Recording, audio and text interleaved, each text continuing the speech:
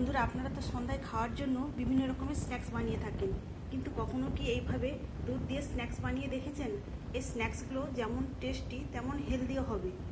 অপূর্ব স্বাদের এই স্ন্যাক্সগুলো বানানো খুবই সহজ, আর বাড়িতে থাকা সামান্য কিছু উপকরণে তৈরি এই স্ন্যাক্সগুলো এতটাই সুস্বাদু যে একবার খাবে তো আবারও খেতে চাইবে। এই স্ন্যাক্সগুলো ছোট বড় সবারই ভীষণ ভালো লাগবে। তাহলে আসুন বন্ধুরা, ঝটপট দেখে নিন এই স্ন্যাক্সগুলো বানানোর রেসিপি। নমস্কার বন্ধুরা, সর্বাণী রান্নাঘরে আপনাদের সবাইকে স্বাগত। দুধ ভাজা বা দুধের স্ন্যাক্স তৈরি করার জন্য এখানে আমি নিয়েছি 1 গ্লাস দুধ। এই দুধটা স্বাভাবিক তাপমাত্রায় থাকা, খুব গরমও না আবার খুব ঠান্ডাও না। এখন এই দুধটা আমি প্যানের মধ্যে দিয়ে দিলাম। আমি এখানে দুধটা নিয়েছি 250 ml। আপনারা চাইলে এর থেকে বেশিও দুধ নিয়ে এই রেসিপিটা বানাতে পারেন। দুধের পরিমাপ অনুযায়ী এখন আমি দিয়ে দিচ্ছি 2 চা চামচ গুঁড়ো চিনি। তো বন্ধুরা, আমি এখানে 2 চা চামচ গুঁড়ো চিনি দিলাম। আপনারা যদি দুধের পরিমাণটা বাড়িয়ে দেন তাহলে চিনির পরিমাণটাও আপনারা বাড়িয়ে দেবেন। আর নিয়েছি কর্নফ্লাওয়ার আমি দিয়ে দেবো 2.5 চা চামচ। আমি এখানে দুধের পরিমাপ অনুযায়ী কর্নফ্লাওয়ার আর চিনিটা দিলাম। গ্যাসটা অন করার আগে আমি কর্নফ্লাওয়ার আর চিনিটা দুধের সঙ্গে ভালো করে মিশিয়ে নেব। গ্যাসটা অন করে এই কাজটা করা চলবে না, তাহলে কিন্তু কর্নফ্লাওয়ারটা দোলা পাকিয়ে যাবে। দুধের সঙ্গে চিনি আর কর্নফ্লাওয়ারটা খুব সুন্দর করে মিশিয়ে নিয়েছি। এখন গ্যাসটাকে অন করে দিয়েছি। এবার এই দুধটাকে খুব অনবরত নাড়াচাড়া করতে হবে। এইভাবে নাড়াচাড়া করতে করতে এটা একটা থকথকে আকার নেবে। তবে বন্ধুরা, এইটাকে অনবরত নাড়াচাড়া করতে হবে, তা নাহলে কিন্তু দলা পাকিয়ে যাবে।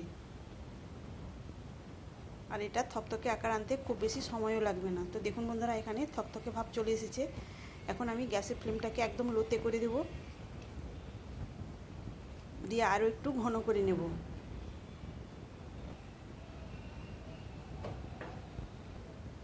তো দেখুন বন্ধুরা, কত তাড়াতাড়ি এতটা ঘন হয়ে গেছে। তো আরও একটু ঘন করে নিতে হবে।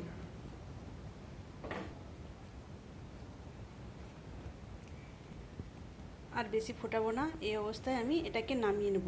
এটা এখন গরম অবস্থায় মনে হচ্ছে অনেকটাই পাতলা, এটা কিন্তু জমে গিয়ে অনেকটাই ঘন হয়ে যাবে ঠান্ডা হয়ে যাওয়ার পর। তো এটাকে এখন নামিয়ে নেব।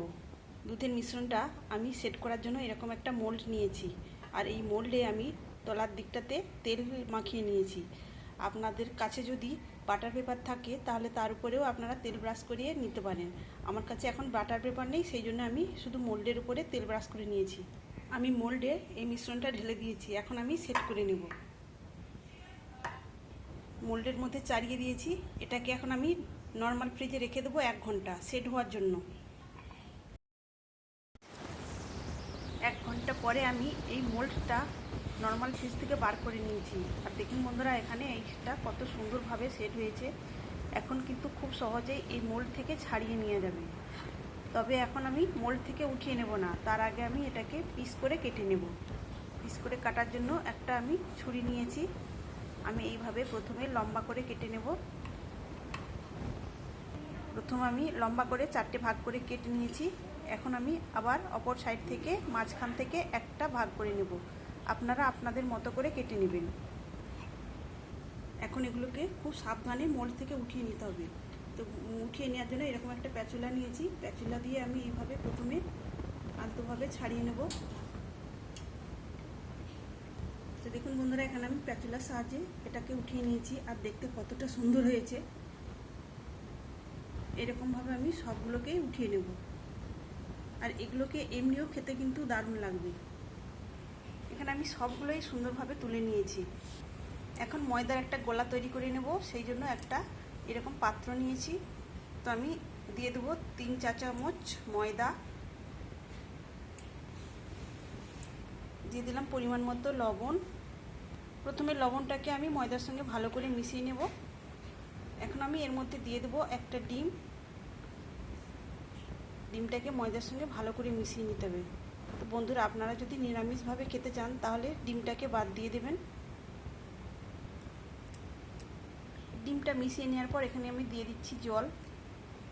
জলটা দিয়ে এখানে আমি মিডিয়াম ঘনত্বের একটা গোলা তৈরি করে নেব। তবে বন্ধুরা এই ময়দার গোলাটা খুব বেশি ঘন বা খুব বেশি পাতলাও হবে না, মিডিয়াম ঘনত্বের এটা তৈরি করতে হবে। তো বন্ধুরা একটা উইশের সাহায্যে আমি এই ব্যাটারটা একদম মসৃণ করে তৈরি করে নিয়েছি। তো এইরকমই একটা স্মুথ ব্যাটার তৈরি করে নিতে হবে। এদিকে একটা পাত্রে আমি কিছু ব্রেড গাম নিয়েছি। এই ব্রেড গামটা আমি বাড়িতে তৈরি করে নিয়েছি। স্লাইস রুটির সাইডের যে ব্রাউন অংশটা সেটা দিয়ে আমি এই ব্রেড গামসটা বানিয়ে নিয়েছি। আপনারা চাইলে টোস্ট বিস্কুট দিয়েও এই ব্রেড গামস বানিয়ে নিতে পারেন। এখন আমি একটা পিস একটা কাঁটা চামচের সাহায্যে এই ব্যাটারের মধ্যে ডুবিয়ে নেব। ডুবিয়ে নেওয়ার পর আমি এই ব্রেড গামসের মধ্যে কোট করে নেব। তো এইভাবে একটা কোট করে নিলাম। একই রকমভাবে আমি আবার একটা এই ব্যাটারের মধ্যে দিয়ে দিলাম, দিয়ে এটাকেও আমি ব্রেড গামসের মধ্যে কোট করে নেব। একই রকমভাবে আমি সবগুলোকে এইভাবে কোট করে নেব। আমি এখানে সবগুলোই কোট করে নিয়েছি। এখন এগুলোকে তেলে ভেজে নিতে হবে। ভেজে নেওয়ার জন্য তেল গরম করে নিয়েছি। এখন এগুলোকে তেলে দিয়ে দেবো। তো এখানে আমি বেশ কয়েকটা তেলে ভাজার জন্য দিয়ে দিয়েছি। এক পাশটা একটু ভাজা হলে অন্য পাশটা ভাজার জন্য উল্টে দেব। তো বন্ধুরা আমি অন্য পাশটা ভাজার জন্য উল্টে দিয়েছি। আর একটু সময় নিয়েই মিডিয়াম আঁচে এগুলোকে ভেজে নিতে হবে। তাহলে বন্ধুরা দেখতেই পেলেন দুধ দিয়েও কত সুন্দরভাবে স্ন্যাক্স বানানো যায়। আর এই স্ন্যাক্সগুলো খেতে কিন্তু দারুণ টেস্টিও হয়। আপনারা তো বিভিন্ন রকমের স্ন্যাক্স বানিয়ে থাকেন সন্ধ্যার সময় খাওয়ার জন্য।